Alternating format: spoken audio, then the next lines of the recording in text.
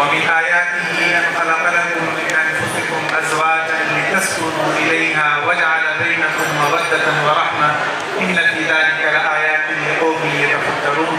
وقال النبي صلی اللہ تبارک وتعالی علیہ وسلم النکاح من سنتی او کما قال النبی صلی اللہ علیہ وسلم.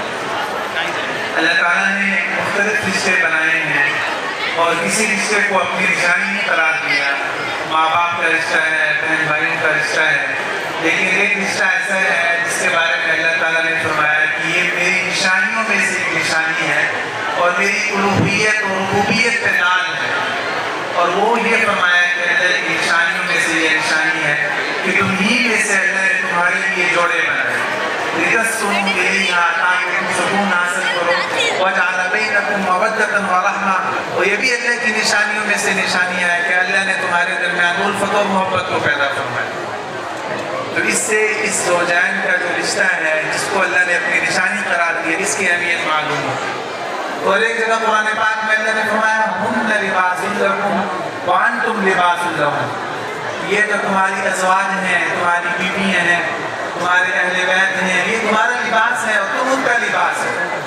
انسان اگر کیچڑ میں چلتا ہے تو اپنے کپڑے سمیٹ لیتا ہے، لباس کو بچاتا ہے اور پاؤں گندے کر لیتا ہے. اس میں اشارہ ہے اس بات کی طرف، میاں بیوی کے لیے سبق ہے کہ اگر حالات اور واقعات کا جو کیچڑ اگر آئے زندگی کے نشیب و فراز سے تو اس کو اپنے اوپر جھیل لیں، دوسرے اوپر نہ ڈالیں اور کوشش کریں. اور جیسے قرآن پاک جیسے اللہ نے فرمایا کہ لباس کے بارے میں فرمایا کہ لباس یواری سوآتکم وریشا، کہ لباس جو ہے انسان کی عیوب کو چھپاتا ہے.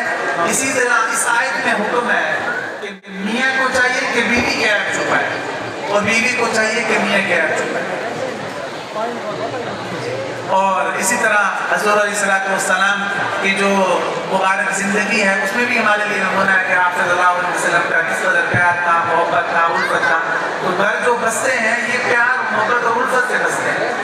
حضور علیہ السلام کی جو ہے وہ ام المؤمنین ہے حضرت خدیجہ رضی اللہ عنہ، ان کا یہ واقعہ بیان کر کے پھر اس کے بعد دعا کرتے ہیں. تو انہوں نے اماں فاطمہ کو بھیجا کہ جائیں ابا جان سے کہیں کہ مجھے اپنی چادر عنایت فرمائے. حضور علیہ السلام نے چادر دے دی اور اللہ کے نبی خود پیچھے چل کے آئے اور آ کے پوچھا کہ خدیجہ میری چادر کو کیا ضرورت پیش ہے. انہوں نے عرض کیا کہ یا رسول اللہ مجھے یہ چادر اپنی ملک میں دے دیں، مجھے مالک بنا دیں.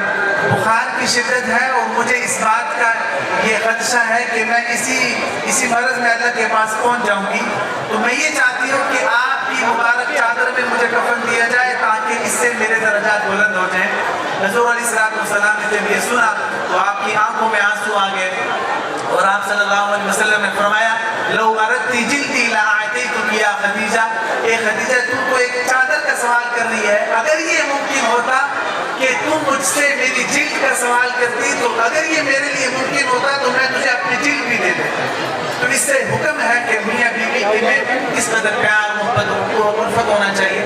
اللہ پاک سے دعا کہ اللہ پاک اپنے صحیح معنوں میں قرآن و سنت کے مطابق ان کی